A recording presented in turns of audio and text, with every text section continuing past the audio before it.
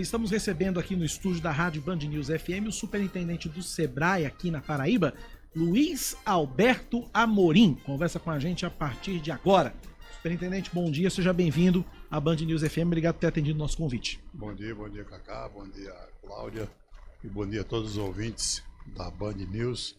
Estamos aqui para a disposição de vocês, né? Para que ele possa fazer um bate-papo, né? Aí levar algumas informações aí ao público ouvinte dessa emissora. A gente sabe que o Sebrae é uma alavanca importante para impulsionar, incentivar os pequenos negócios, incentivar o empreendedorismo no país. De que forma o Sebrae faz isso, superintendente?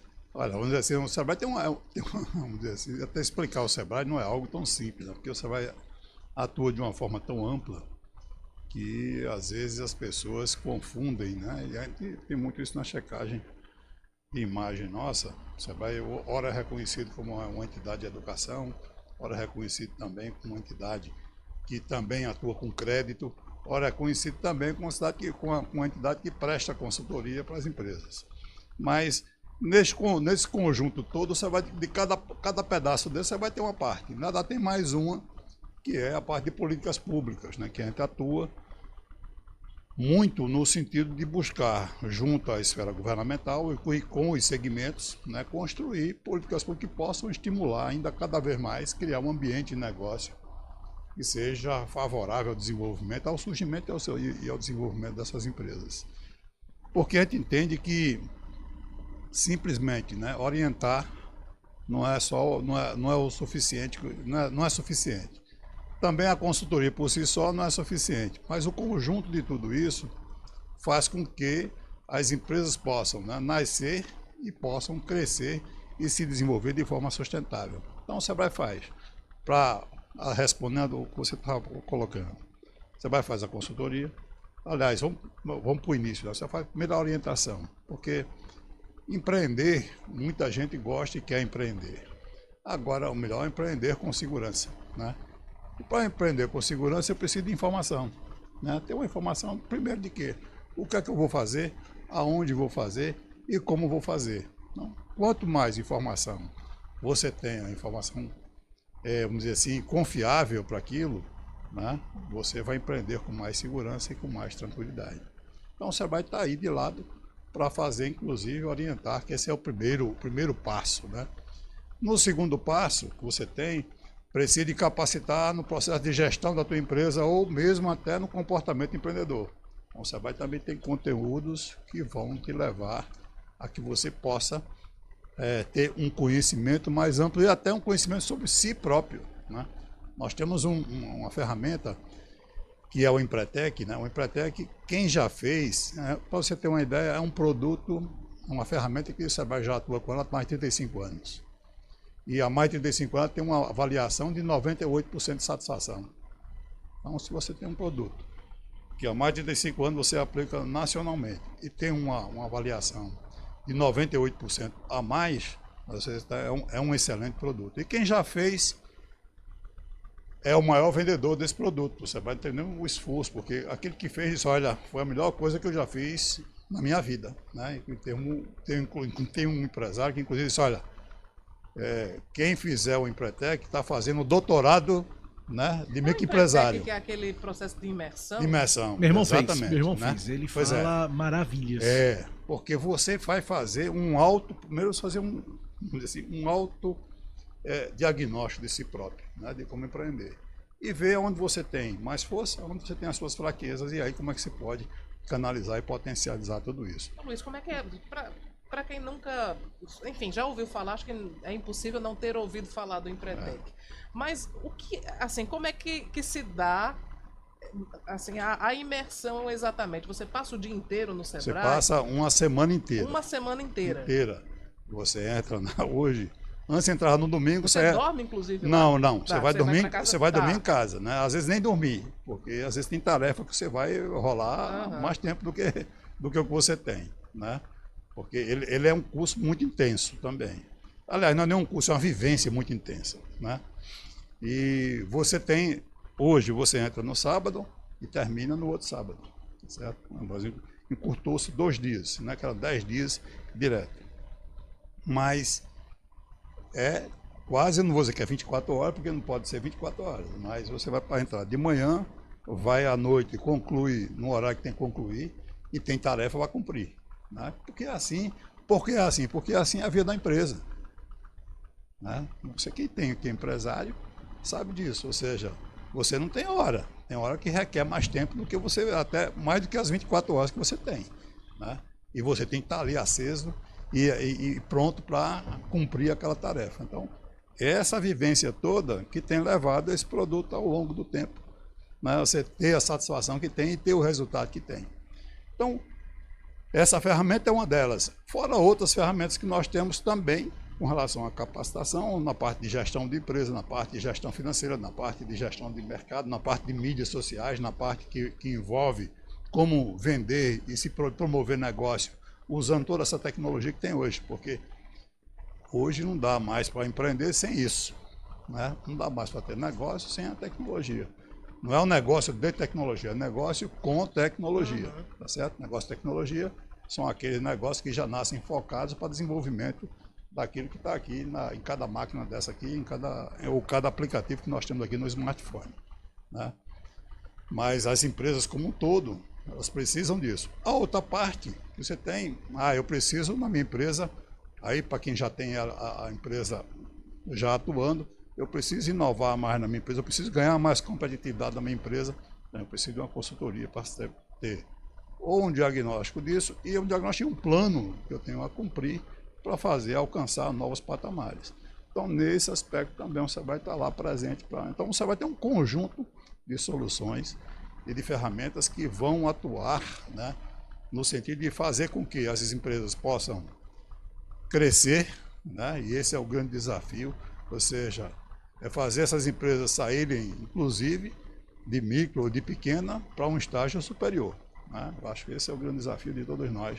É o desafio do Sebrae, é o desafio dos empresários, dos empreendedores, é crescer. Nós precisamos crescer mais, né? Precisamos ousar mais.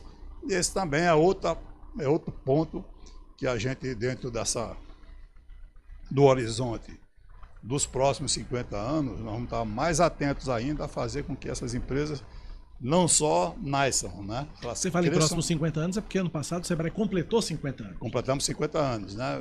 De existência no Brasil inteiro. Embora tenha uma particularidade que é bom registrar, e é bom o povo da Paraíba também saber disso, a semente de apoio a micro e pequena empresa nasceu aqui na Paraíba. Né? Ou seja, o embrião dessa coisa que a gente hoje chama Sebrae, nasceu aqui na Paraíba, nasceu na Universidade Federal da Paraíba, na época no campus de Campina Grande. Né? Na época do reitor Linaldo Cavalcante, que foi um paraibano que deixou um legado muito grande. Era um visionário, né? Na Paraíba e no Brasil. Né? Eu acho que o Linaldo hoje é mais reconhecido fora da Paraíba do que na Paraíba. Né? Eu estava numa reunião uma vez com o pessoal das fundações de amparo à pesquisa do Brasil inteiro, e quando, né, me identifiquei aqui da Paraíba, um deles lá, um cara inclusive de São Paulo, se não me engano, de São Carlos. Ele disse: olha, a Paraíba tem um cara que a gente precisa fazer uma homenagem muito grande a ele, apesar dele já ter falecido, mas nós devemos todos, nós dizendo no público que estava lá presente, essa homenagem a ele, porque ele foi o cara que visionário, que revolucionou essa parte de pesquisa, de tecnologia no Brasil, foi esse camarada, que é Linaldo Cavalcante. Então a Paraíba tem essa particularidade, né? Ela começou por aí. Então nós temos aí dos 50, a Paraíba deve ter aí nessa história 52 anos, né? Tem 2 anos antes que a Paraíba teve fazendo e construindo isso. Agora, a história do Sebrae se confunde muito com a sua própria história, porque você está lá, o quê? 4 décadas? O que é que muda agora, né? Você que já passou por várias diretorias, por vários cargos, agora está à frente do Sebrae. Eu comecei no Sebrae como estagiário, né? Então eu entrei como estagiário em 79. E eu estava fazendo inclusive uma reflexão sobre isso. Você fazia o que como estagiário? Eu atuava na área de consultoria, né, no Sebrae.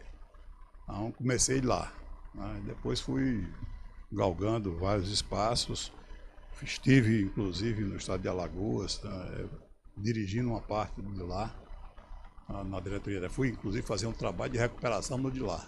Né, nessa brincadeira a gente foi para passar 1 ano e meio, passei 10 anos lá em Alagoas, depois voltei aqui na Paraíba.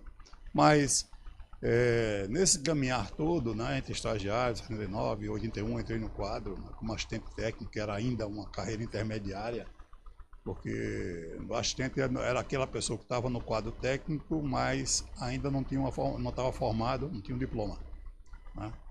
Eu estava quase, mas não tinha o diploma ainda. Foi quando me absolveram para isso aí. E fui galgando o meu espaço lá dentro da casa, né, ao longo do tempo, envolvido com, aliás, todas as áreas que dentro do Sebrae eu percorri. Né? Eu tive essa felicidade.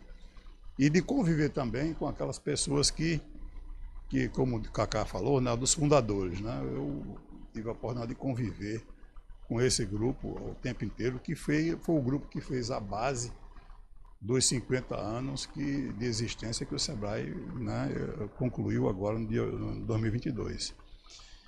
E refletindo sobre isso, né, eu digo, a geração que eu estou, né, mais alguns colegas que também, assim como eu, ingressaram na organização, praticamente quase ao mesmo tempo, né? Cabe a gente agora construir a base dos próximos 50. E esse é o ponto que a gente vem trabalhando fortemente na gestão nossa atual, é montar essa base para os próximos 50 anos, né, do Sebrae.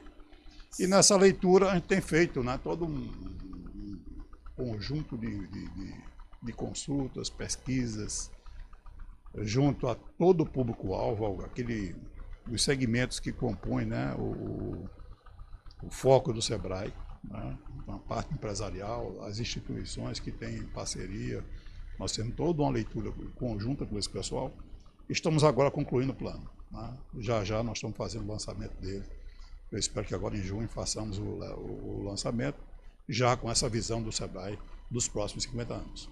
São 10h21, estamos entrevistando o superintendente do Sebrae, Luiz Alberto Amorim. Precisa ir para o intervalo comercial. Eu vou deixar uma pergunta, Cláudio deixa outra. Minha pergunta é como é que está o cenário para empreendedorismo aqui na Paraíba? É a minha pergunta. Cláudia Carvalho também tem uma. A minha é nesse sentido também bem prático. Vamos pensar que uma pessoa, enfim, quer montar uma lanchonete no bairro que mora.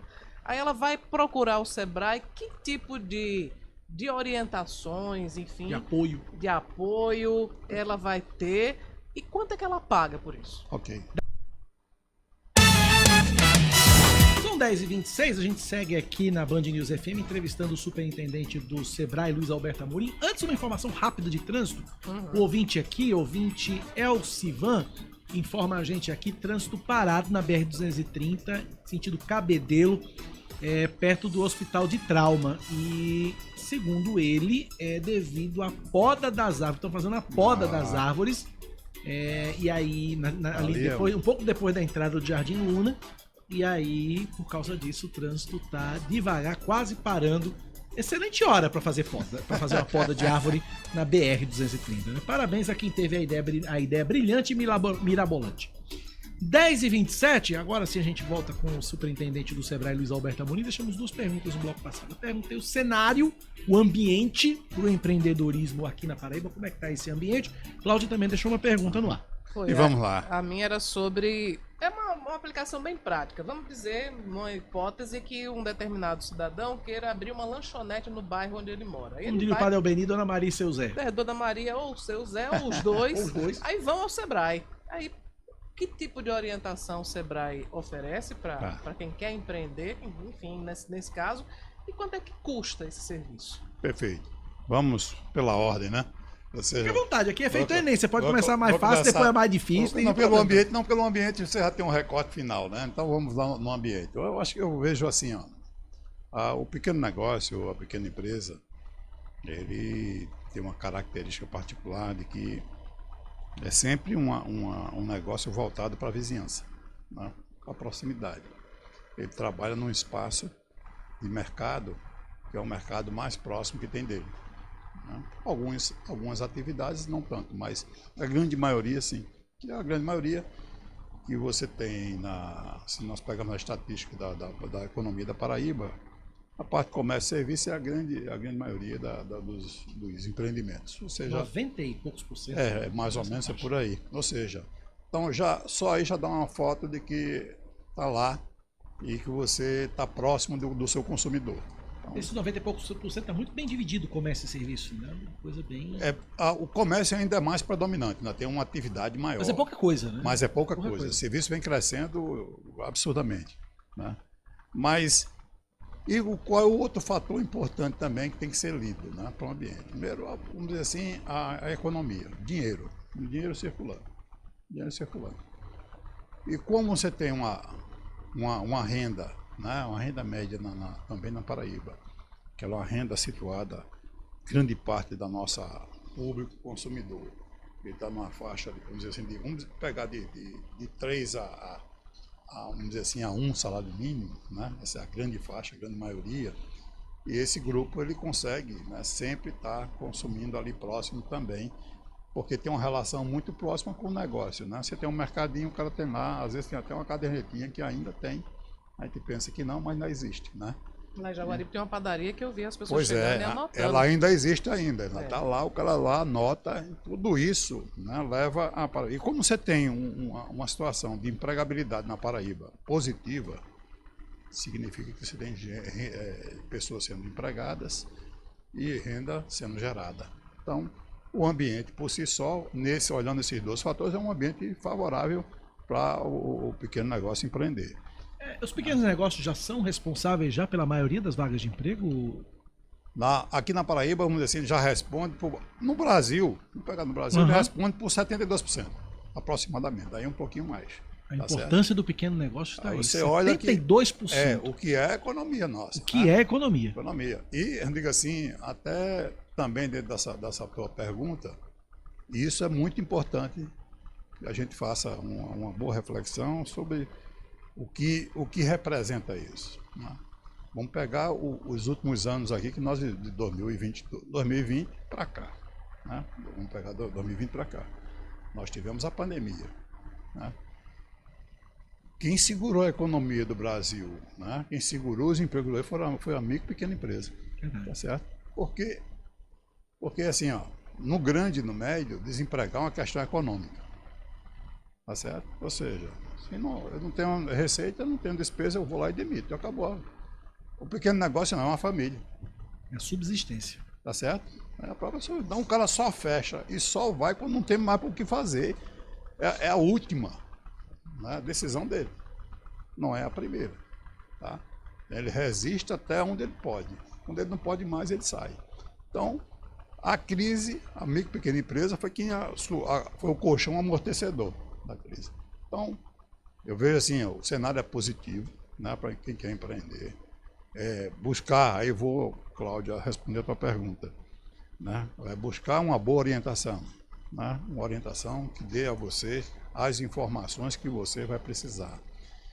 Qual é o risco de, às vezes, as pessoas empreenderem e muita gente boa termina não sendo bem sucedido? É que você vai pelo impulso, né? Ou vai pelo impulso, ou porque viu o teu vizinho, ou mais próximo dele, montar um negócio e tá se dando bem o cara. Tem aqueles negócios de modinha, né? Já pois tivemos, eu lembro da fase da casa de bolo. Todo mundo abria uma casa do bolo, né? Eu lembro que em Mangabeira tinha 8, 10, 12, 15, praticamente uma do lado da outra. Uhum. Teve a fase da hamburgueria, do food truck. Açaíteria, barbearia, né? Quer dizer, tem os negócios da modinha que todo mundo acha que dá certo. E muita gente olha pelo quê? Pelo sucesso do outro, né? Não sabe o caminho que o outro percorreu para poder chegar onde ele chegou. É onde entra aquela música, a Estrada de Cidade Verde, de Cidade Negra, né? Você não sabe onde o caminho é para chegar. Aí eu volto, né? Vai lá no Sebrae antes de você tomar a decisão de botar o negócio, vai conversar conosco. Vai lá conversar. Lá ele vai encontrar a informação que ele precisa. E eu costumo dizer sempre, se não tiver na hora, o pessoal vai buscar e vai te entregar a melhor informação que você possa. Tem algumas coisas que a pessoa tem que saber. Por exemplo, na área geográfica, se já tem muitos estabelecimentos parecidos. Pois é, toda essa informação...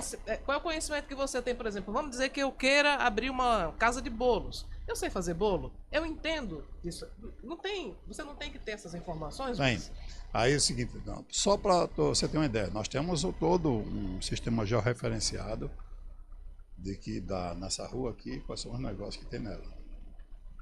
certo? Lá em Mangabeira, qual é o negócio que tem lá em Campina Grande, a rua tal, número tal, CEP tal, tem toda essa informação. O Sebrae tem isso, Temos tem esse georreferenciamento. Temos isso, tá certo? E sabe quanto isso vai custar para o camarada? Nada. A informação. Isso vai dizer o seguinte, olha, eu quero abrir uma casa de bolo aqui, eu tenho tantos concorrentes ao meu redor, o Sebrae sabe. Tem. Essa informação. Tá? E aí você tem que ter um diferencial, porque senão é mais do mesmo, né? Pois é. Aí o mais do mesmo significa o quê?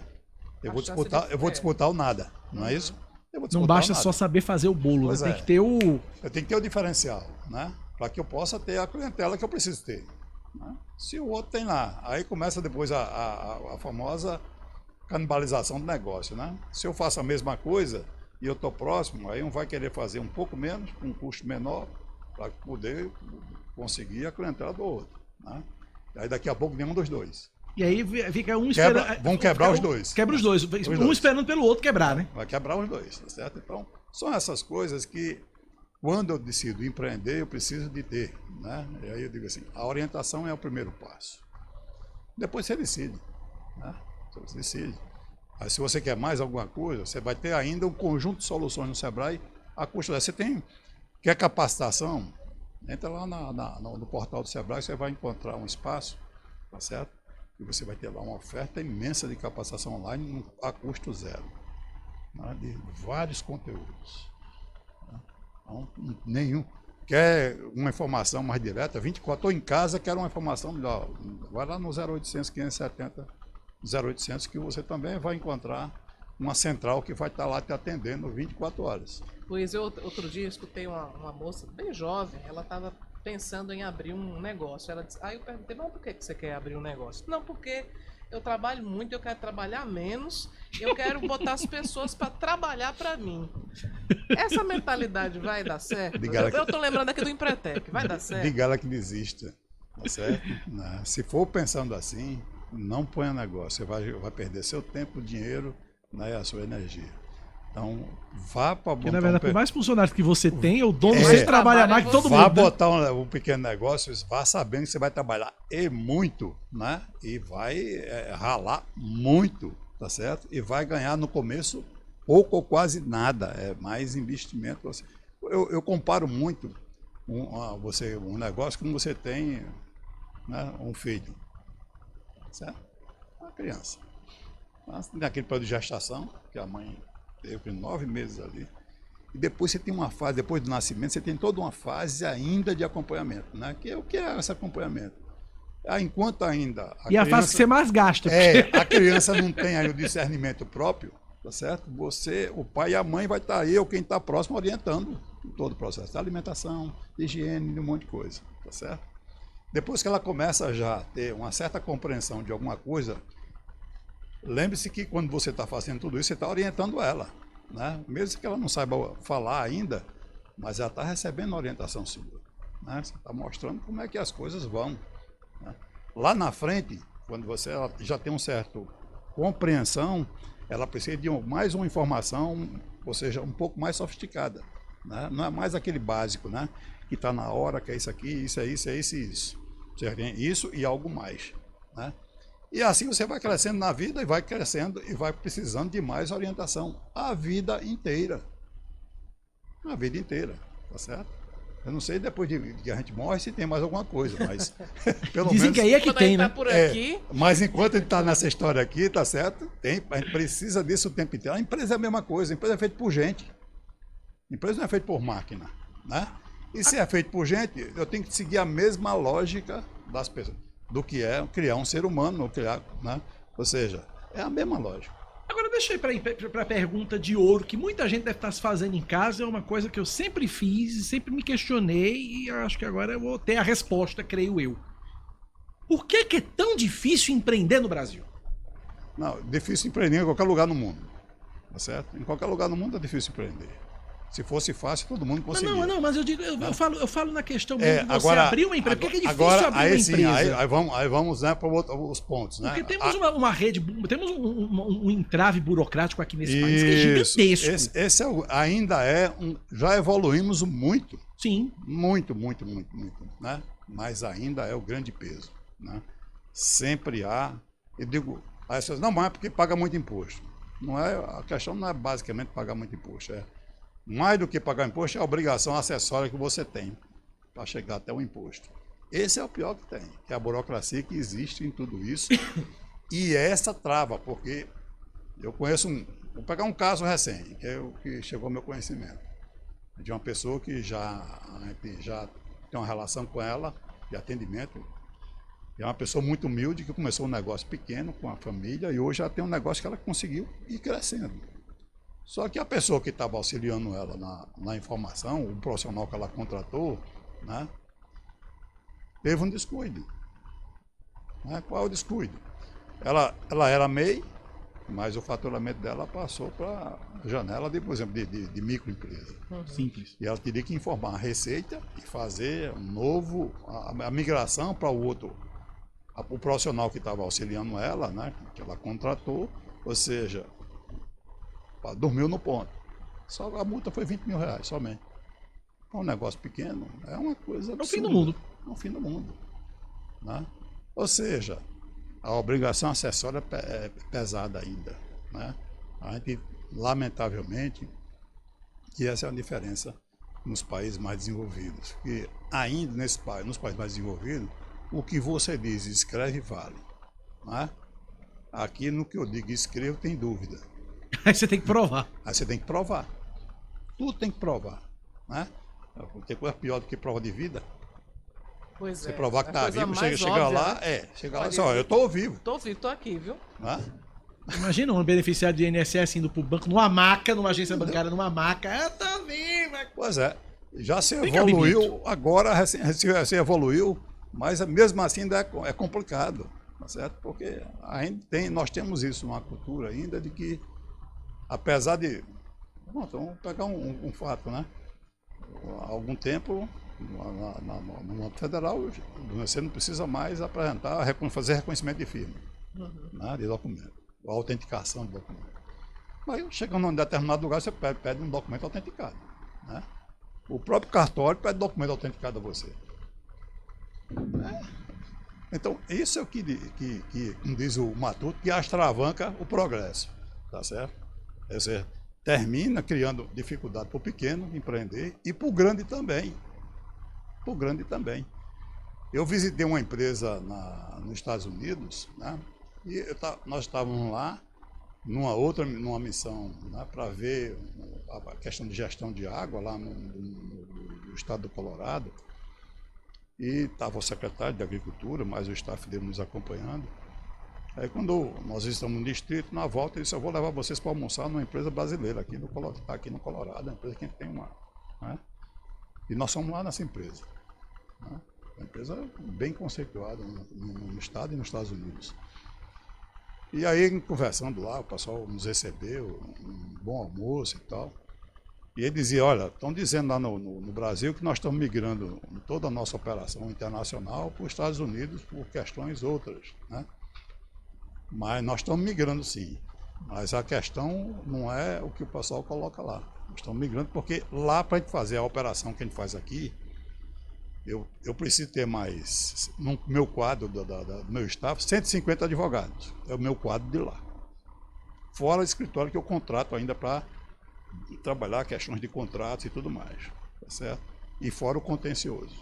Aqui eu só preciso de 15 para fazer minha operação com o mundo inteiro. Olha a diferença como é grande. É brutal. É brutal.